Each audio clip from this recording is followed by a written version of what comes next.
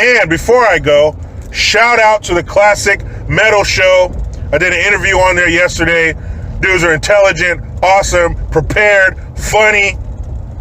Please check them out. Classic Metal Show. I am Jericho Green.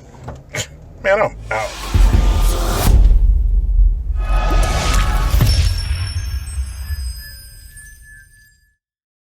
It's Dirty Honey right here on your Classic Metal Show with When I'm Gone. That one going up by request to Skippy in the chat room.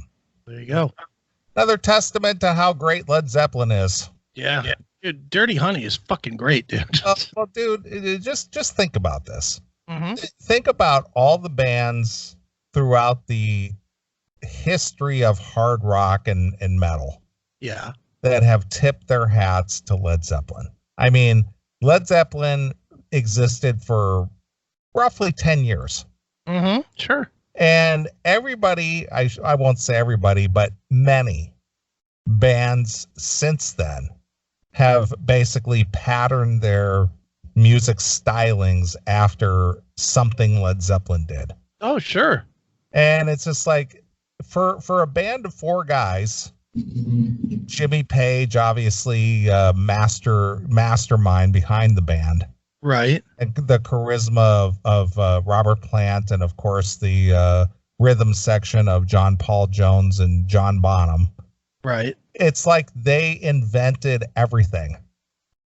Oh, yeah. They changed the game. Yeah, in 10 years of their existence, they basically invented everything in hard rock and metal.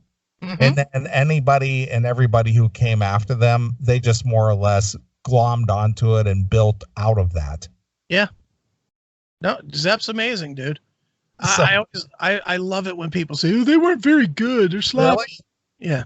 Well, listen to how many bands have tried to copy or even borrow from what they did. Yeah. Dude, the proof is in the pudding. They have 100 and whatever songs, and at least 50 of them everybody knows. At least 50. Dude, when you listen to that 4-disc box set, the big box that they put out, you know every fucking song. You don't have to be a hardcore to know every song on there, don't you? Yeah, pretty much. And that's what, 12 songs a disc and 4 discs. 48 songs. Yeah. Dude, they were a hit machine.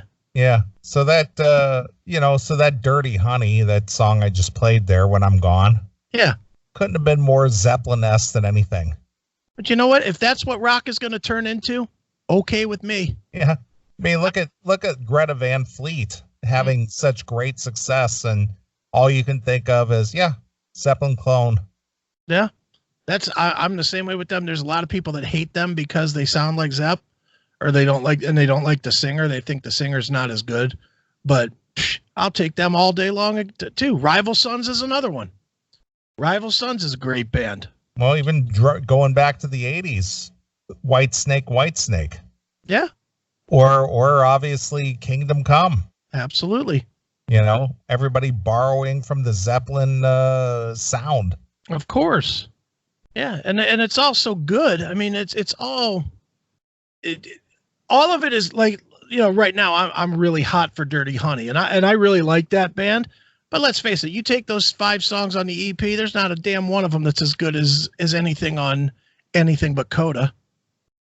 Those songs might make Coda, but they wouldn't make Led Zeppelin 1, 2, 3, or 4. No. Not one of those songs.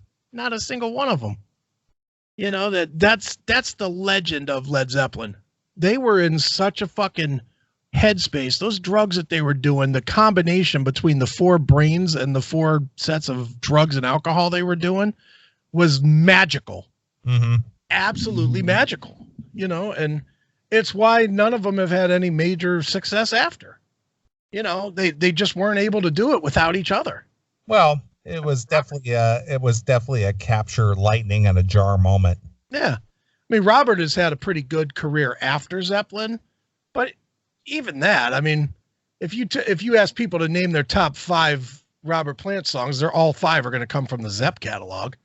Nobody's going to be like, you know what it is for me? It's Big Log, man. That's one of my top 3 ever, dude. The tall, cool one. Yeah, the tall, cool one. Or, nobody's gonna do that. I'm in the mood, man. That's the shit.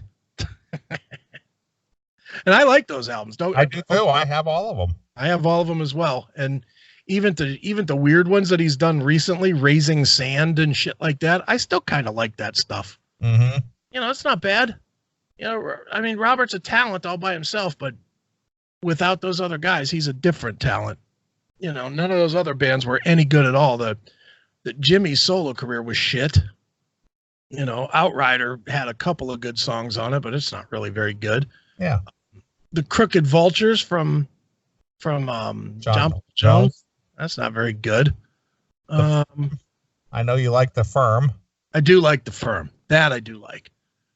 But The Firm, I mean, that's a super group, though, really. The Firm, I like The Firm, but not only because Jimmy's in it. I'll be honest, I'm more of a Firm fan because of the singer than the guitar player. Mm-hmm.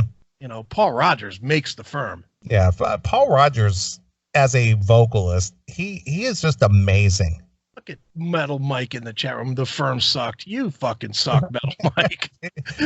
You're crazy. I would challenge Metal Mike in the chat room to actually sit and listen to the 2 Firm releases with an open mind, and I think that you would probably discover something in there that you didn't hear before and go, you know what, this is actually pretty good. In fact, here would be the real challenge. Take out Radioactive and All the King's Horses. Take those 2 records out and then listen. Those 2 singles and then listen, so that you're not listening to the radio shit. I guess what I'm gonna step back on my Jimmy Page hasn't done much good after, because The Firm was good, and now people are pointing to Coverdale Page, which I absolutely love too. But that was Zeppelin. That was the next Zeppelin record. I mean, seriously. I mean, David Coverdale was stealing Robert Plant's shtick. Yeah. You're right. Even from the video for what was it? Something Pride? Mm-hmm. Pride and Glory or whatever it was. Yeah. He actually did the whole Robert Plant moves and shit in the video. I know. But yeah, that's a killer record. That song at the end, what was it? Whisper a Prayer for the Dying. That's a great jam. Whatever that song is called. I think that's what it's called. But that Coverdale Page release, that could have been easily a Zeppelin record. Oh, certainly. It was the next Zeppelin record. It just never happened. Jimmy had the song. I'm sure Jimmy wrote all those songs, don't you think? Yeah, I would think so. Or at least the music to them, and maybe David wrote the words, but I'm sure musically Jimmy wrote all that stuff, because it sounds like Zepp. It does. Yeah, that's a good point. And I love the Firm Mean Business is one of my top 20 albums ever. I love that album. There was people. I always thought they picked the wrong tunes to release on that one, because they went with Fortune Hunter, I think, and with All the King's Horses, and those are okay songs, but those were just not the songs. What is that song? Free to Live should have been one of them, and I'm pulling it up right now. Firm Mean Business. I just can't think of the names of the songs to tell you which ones are great, but Live in Peace is a great song. Free to Live is a great song. Spirit of Love is a great song. Tear Down the Walls, that has that cool riff at the beginning of it. Down, down, down, down, down. Down, down, down, down, down. It's fucking awesome. I love the Firm Mean Business, man. Such a good record. It was. I was working at the Camelot when that came out. Yeah. Dude, this is the dumbest thing ever. I bought it from Peaches in what was that place in Randall or whatever? Randall Mall? Not Randall Park Mall, right now, Southgate. It was in Southgate, that little strip plaza that they have over there. Okay. They had a Peaches. And I went with my girlfriend at the time because she could drive and I couldn't. She was a little older than me and she could drive. I was so young. All right. And so I got that record, or maybe I could drive. I don't remember why I was with her, to be honest. Because I'm looking, it was 86, so I had a license by then. But for whatever reason, she drove. I was in the bitch seat, and all the way down, she was listening to Whitney Houston, the record with "How Would I Know If She Really Loves Me?" Right. And the greatest love of all that.